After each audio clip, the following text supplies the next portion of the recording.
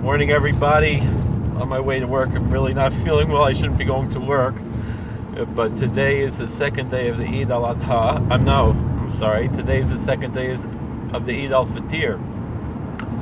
And we have a feast at work for the inmates who are of the Muslim faith. And we have to make sure they're getting served properly. So I'm pushing myself to go to work today, even though I really should be taking a sick day. And it's incredible to have a job where you get sick days. I don't remember ever having a job where I get sick days before.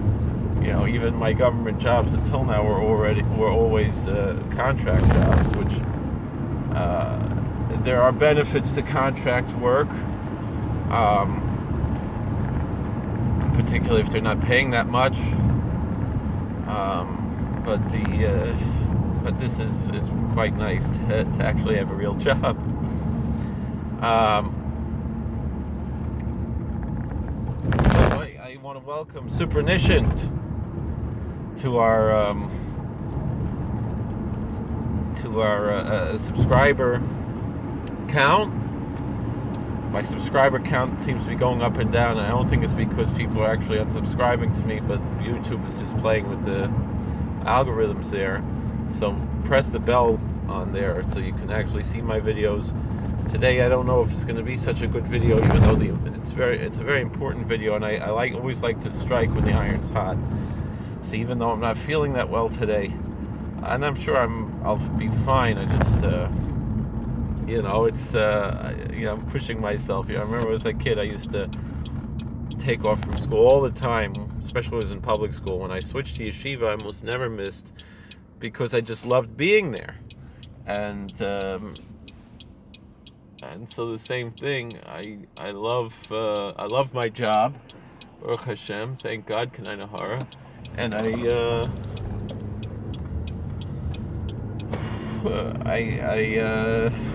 I just love being there. I enjoy it, and especially I enjoy working with the different religions and interacting with them and making a Kiddush Hashem.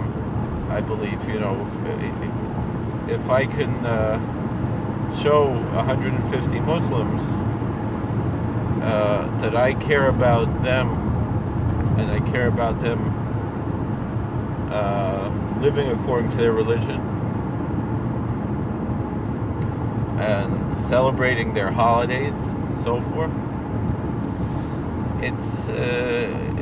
To me it shows that even if they don't feel that. I know yesterday, because we had the Eid al-Fitr prayer yesterday, and I made sure the guys were able to have that. And excuse me.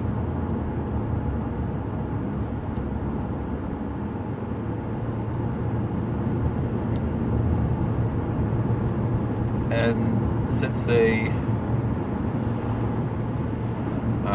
and I heard one guy say, "Oh, this rabbi, he doesn't know anything. I gotta,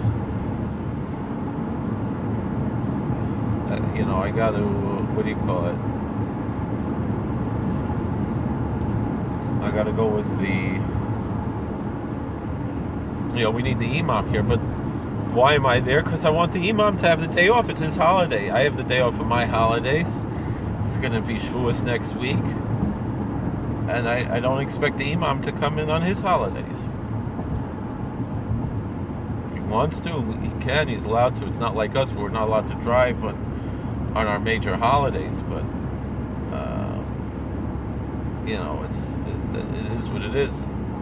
So anyway, it was funny. Last year, Hanukkah, I wanted to be there every night of Hanukkah, and they scheduled all kinds of trainings and things I had to do that I was not in the institution for, so I was only really there one night of Hanukkah.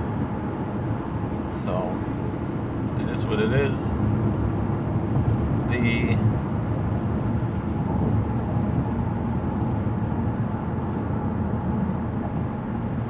back to this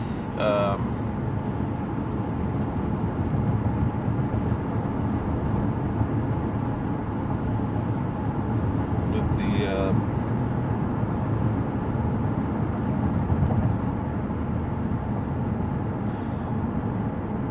what am I talking about here? Supraniscient, thank you for joining us. And I enjoy subscribers and commenters who are a little bit, I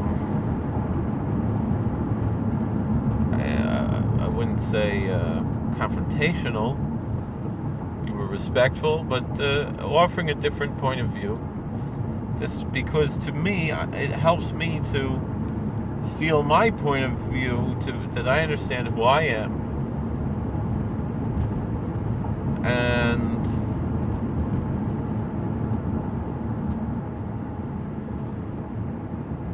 understanding who I am, by being challenged. There's a beauty in being challenged.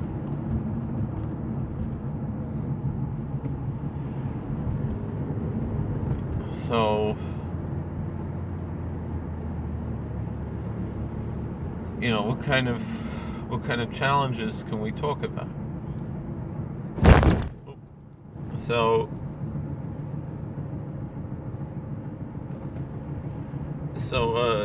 Supraniscient was asking about the mourning during the Omer, and then expressed a general view about religion, which I appreciate, and I try very much to avoid feeding into that stereotype that Supraniscient mentioned. And to be honest, I don't think we find very much of that in the world, as much as people say. So first we'll talk about what we were discussing. This question of the mourning during the Omer. Where does it come from? And why do we have it? And it's true, the Torah doesn't mention it.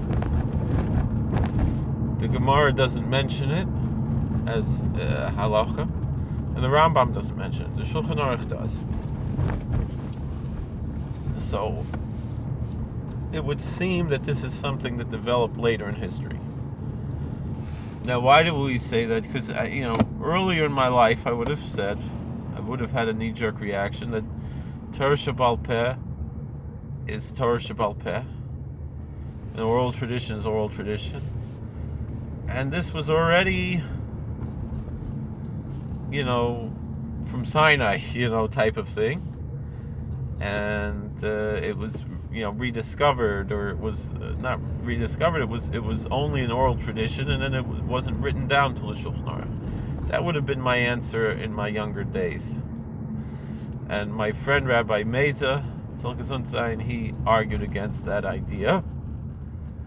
And at first I still argued with him, but then I came to realization, and also someone who I consider to be one of my Rebbeim over the past, it's been quite a few years since I first met Rabbi Siegel, but I feel a very strong kesher to Rabbi Yaakov Siegel, Shlita, who is a tremendous Talmud Chacham, and an incredible person, a unique individual, and somebody who I have tremendous respect for. And he also, it's interesting because I tried to make that shidduch that Rabbi Meza should learn from Harav Siegel, and it was difficult. They weren't able to. It wasn't bashert, even though they have more in common than anybody who I know, with so many issues. With the exception of some of Rabbi Meza's views on Kabbalah. And even with that, Rabbi Siegel said not everything that people say is Kabbalah is Kabbalah.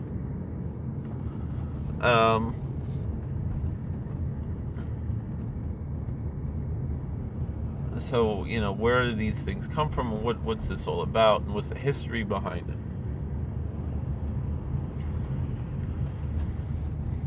And so, someone like Rabbi Meza will say we should not be mourning at all during Sephirah, because the Rambam doesn't mention it. In fact, the Ramban, who was a Kabbalist, he said that Sephirah should be treated like Chol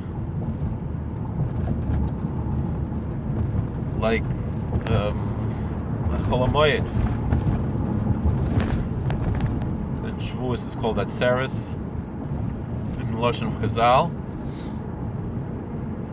and it's a Zushtel to Shmini Atzeres. That Shmini Atzeres is regularly Atzmuk. It's a separate holiday, and that the days between the first day of Sukkot until Shmini Atzeres are Chol HaMoed. So between Pesach and Atzeres and Shavuos is also an Inyan of Chol HaMoed, intermediary days of a festival. So it should be a time of rejoicing, not a time of mourning.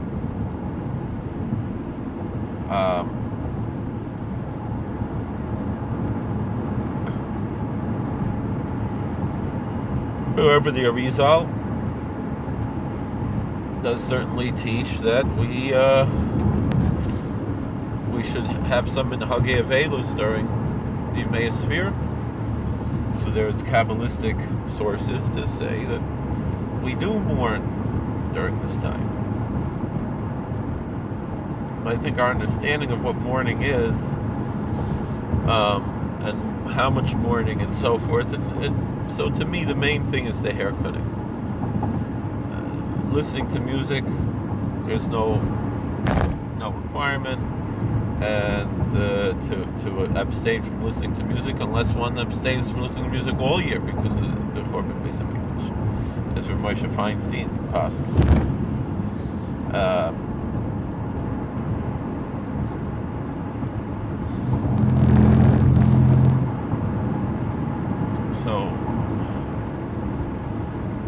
So that's part of what we deal with.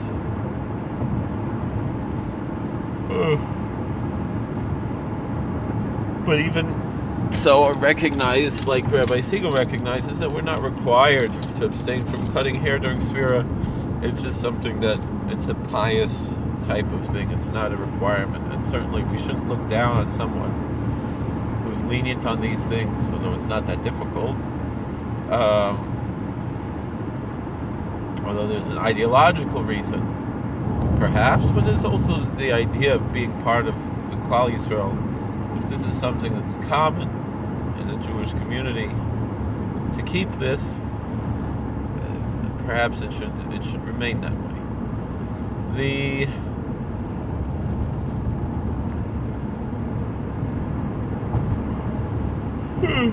Excuse me. Oh, wow.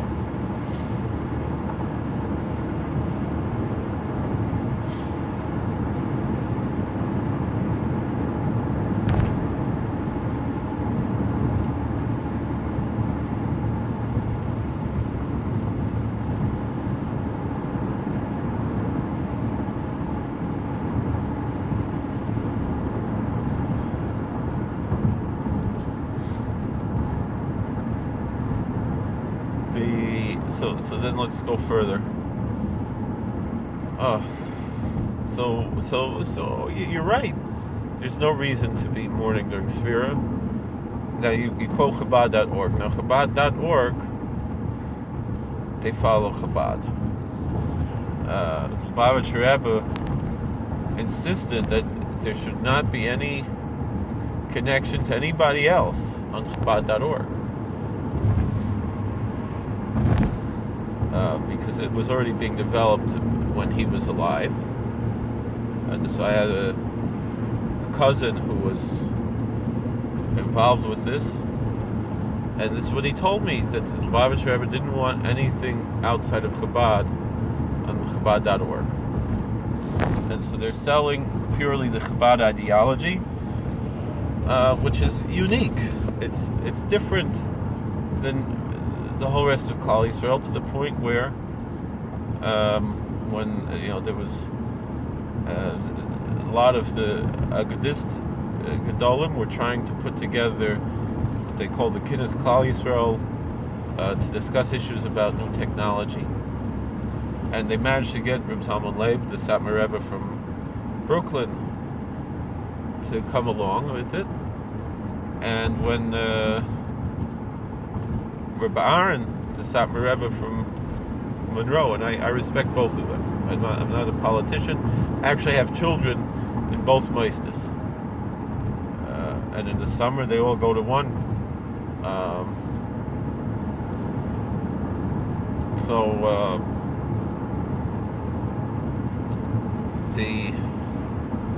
They asked. So Reb Aaron asked.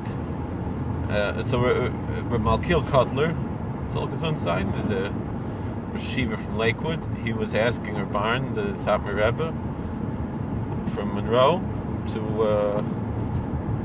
that he should tell his Hasidim they should come. He said the whole Klal Yisrael is coming. So then the Satmar Rebbe asked, "Is Lubavitch coming?" And Rabbi Kotler, the Lakewood Rosh Hashiva, said, "Chabad, they're not part of the Lubavitch. They're not part of Klal Yisrael." And it's not that we ostracize them from us; they ostracize themselves from the rest of the Klal, which is fine. That's their prerogative, and I don't think they're doing anything wrong. But on the other hand, you should not. You can use that. You can use Chabad.org if you're looking at, contemporary, secondary, or tertiary sources. I would consider really anything from Chabad not just to be a secondary source, but really a tertiary source or even a quaternary source. But of what's influential on the internet today as sources of Jewish information, but recognize that they are teaching their ideology and not the ideology that's universal. With that being said, with this particular case, that's what most people say as well, is that Chazal mentioned that 24,000 students of Rabbi Akiva died during this time, and we mourn for them. And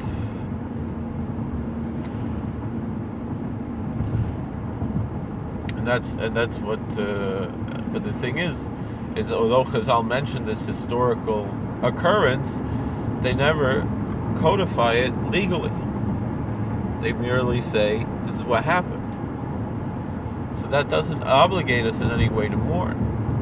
It's something that we can do. And as I mentioned on the previous video, I'm not sure if you listened to the whole video, and I don't blame you if you didn't, because I just drone on and on and on. But with that being said, why do I always say that? It just comes out naturally. I've got to start focusing on my words, thinking what I'm thinking about. But I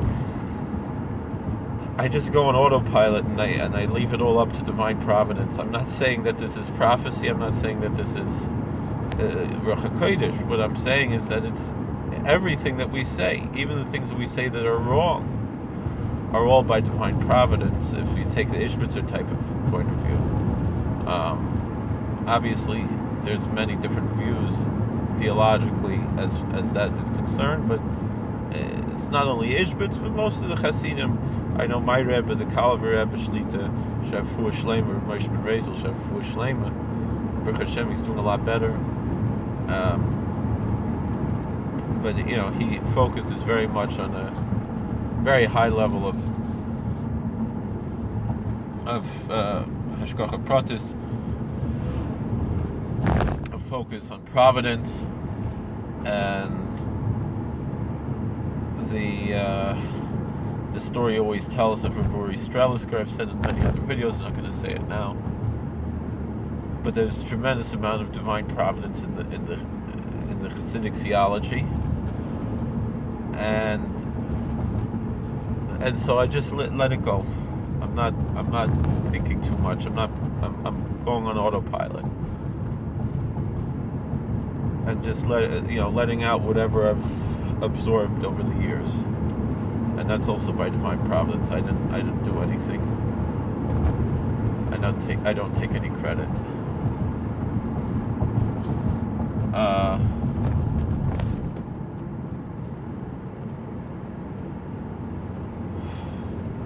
least I made it here. I remember how many times I had to stop twice. I had to stop at this Dollar General. I don't know if I'll have to on the way home, but I'm prepared. Being a Boy Scout today, I'm being prepared. So when it comes to this story of the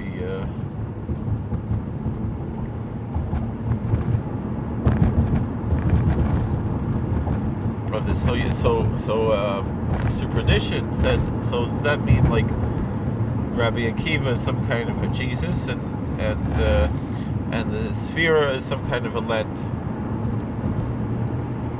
And we can discuss these questions. Maybe I'll have to discuss it in another video because it's fascinating the similarities that we have between different religions. And I've discussed this in other videos.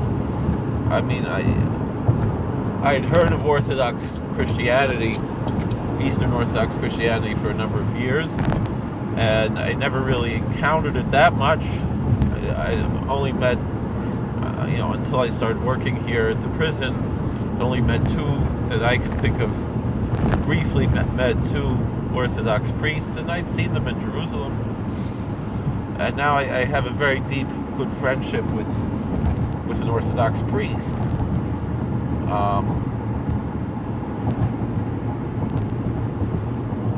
He's probably one of my best friends right now. It's a strange thing. And it's also by divine providence. But it's fascinating how many things are similar. And the question has to be, what came first, the chicken or the egg? And so, for example, I mentioned before the question between using palms or pussy willow on Palm Sunday in the Orthodox Church, and how that's similar to how we have issues of using crane, which probably is not ideal, even though someone mentioned that it has something to do with that crane doesn't have bugs in it, but that doesn't matter. I mean, bananas don't have bugs in it either. But are we gonna use bananas for Mara now? And Mara has to be one of the things that Chazal mentioned to be Mara. The first one that they say is chasa, is lettuce. But we understand the main thing was lettuce was not available in those countries at that time, and that's what it's all about. It was just simply not available at that time of the year in those countries. So that's and that's why it is what it is. So I as I understand, the Orthodox, Eastern Orthodox Christian churches have a vigil on the night of Pentecost. Their Pentecost is going to be a week later than the Western Pentecost, which is our Shavuos this year. I'll have to. But where does they get an idea of having a vigil on the night of Pentecost? And they say they took it from the Jews. So I know, like, a lot of my friends, they'll question something like Shlisel Challah, and they'll say that that's a Christian practice. I mean, the thing is, really, if you don't have a kavanah that is for the sake of a Christian practice, it doesn't really matter that much. That you're practicing as a Jewish practice. You're saying, well, I'm doing Shlisel Challah because this tzaddik, whoever it was, Pinchas Koretz or whatever, I don't know, had this minhag of Shlisel Challah, it has nothing to do, you have no kavanah for Avodah Zarah. But it's, can we get in here? I think we could do it. So whatever it is, so yes, there's going to be similarities. Obviously, just like there's similarities between Islam and Judaism, there are going to be similarities between Christian practice and Jewish practice. And the question is, which came first, the chicken or the egg? We could talk about that in the next video. It's time for me to go to work. I'm actually late because I'm not feeling well, but it is what it is. Thank you for watching. God bless. Please like, share, and subscribe. Comment.